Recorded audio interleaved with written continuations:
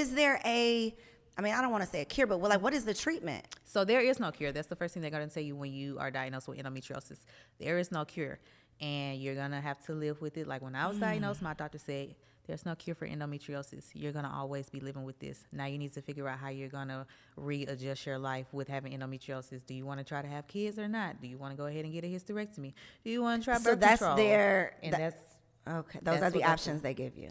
Outside of that, and chemo. I was on chemo for a while, and chemo put me in a menopausal state because I was not taking hormone replacement therapy with it. And so I was having hot flashes. I was having night sweats. I didn't have a sex drive, and this is all at 25. Wow. And the Lupron Depot is the name of the chemotherapy that they give you for endometriosis, but that's also the same chemotherapy that they give men who have prostate cancer. And so I give kudos to anybody who is continuously doing chemotherapy, because I did it for 4 months and it was the worst of my life. I do not recommend anybody to try the Lupron Depot for endometriosis. There are a plethora of ways where you can try to heal and have a manageable quality of life, but please do not try the Lupron Depot because there are lifetime side effects. So I'm always going to advocate for natural methods because I know how, the pharmaceutical industry works. I know how the medical industry is a business. And most of the time, the things that you're prescribed, this is a lifetime prescription. And even if it's not this prescription, it's going to lead you to the next prescription. It's not a cure. It's a maintenance thing. And so what are some of the natural remedies or some of the natural things that women can try before they go get a prescription or go do chemo? The first thing you can do is take accountability. And I say that because a lot of times we don't feel responsible. Are you responsible? Yeah, I'm doing my best. And the reason why I'm doing my best is because I've reversed my endometriosis. And I've done so with holistic practices and spiritual practices. And so now that I've reversed it and I'm living a normal life, like I can't go back. Right. So accountability, like we don't eat the things that we should be eating and feeding our womb space. And we need to be accountable to that, especially like the week before our periods. Like we have to remember your period is a detox.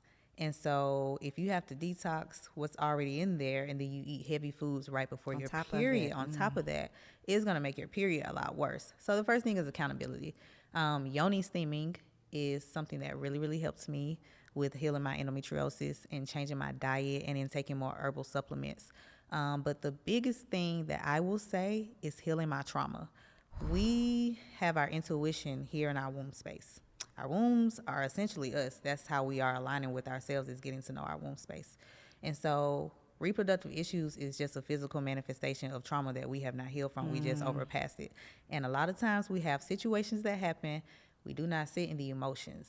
We just shed a couple tears, be a little mad, brush it off and be like, okay, I got other stuff I got to do. But you didn't really heal it. And then you get triggered when people say or do stuff, and then you don't know why you're triggered, but it's because you have not healed the trauma. So I really started working on healing the guilt that I was feeling because I couldn't naturally get pregnant.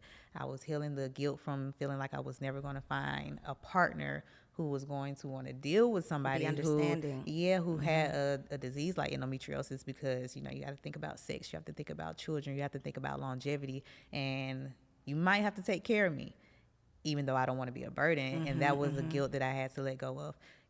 Family guilt, we have a lot of things that have happened in our lives. Our inner child is healing. So I did a lot of trauma techniques, and that really helped with reversing my endometriosis, I believe, because I feel free now.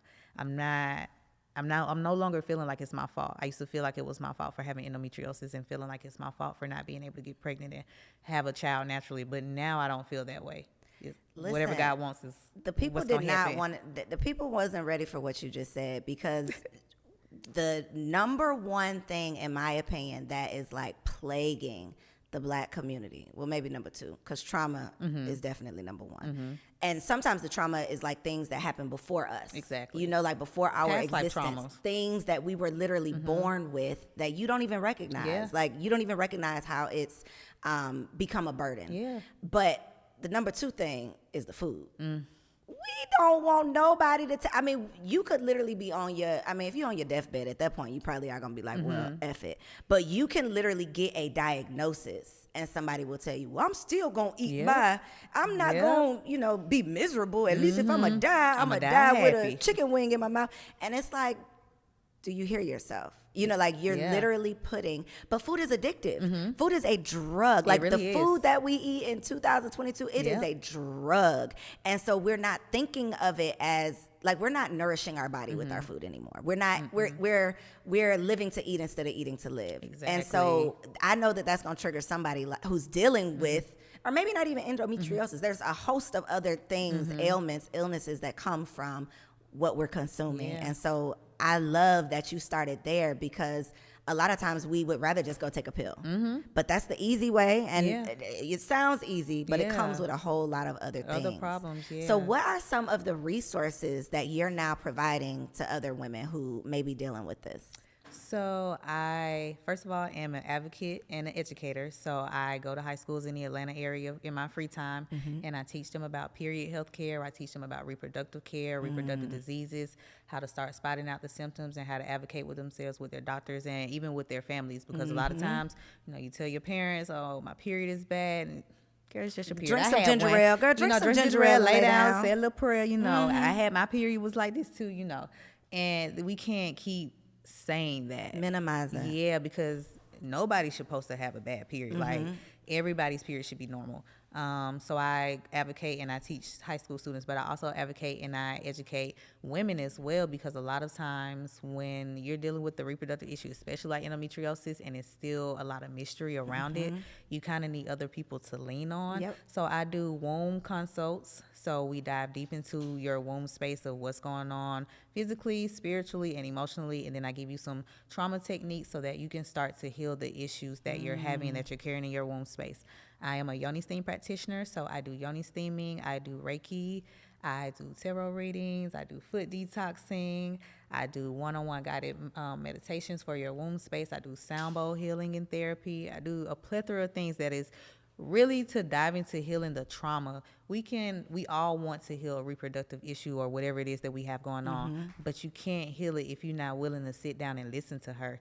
We do not listen to our womb. We don't listen to our bodies. We just do whatever we want. And a lot of times we hate her, especially when our period is getting ready to come. Like, we hate when our period is coming. We don't look at that as our time to connect, our time to rest and relax. Punishment. It's punishment, and it shouldn't be like that. Like, your womb wants to work for you. That's what I tell everybody.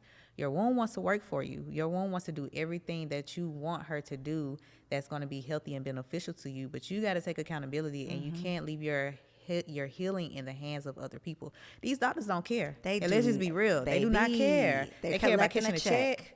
They are collecting a check. They don't wake up in your body. They don't know, okay, I had plans to go hang out with my friends today, and now I can't go hang out with my friends because all of a sudden I'm having an endometriosis flare up, or all of a sudden I'm throwing up food that I was trying to eat because I haven't ate in a few days. They don't understand that. All they know is they got a 20-minute time slot to talk before to you I go to lunch and prescribe you a little bit of birth control that they say is going to help and slow down the endometriosis tissue, and that's it. You got to take accountability.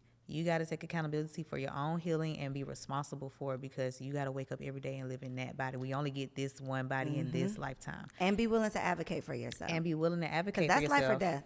Exactly. Especially in America. And there are women that I know who have died from endometriosis going undiagnosed, or who have committed suicide because nobody was listening to them and what they were going through. We don't have time for that. It's time to start talking. We don't talk.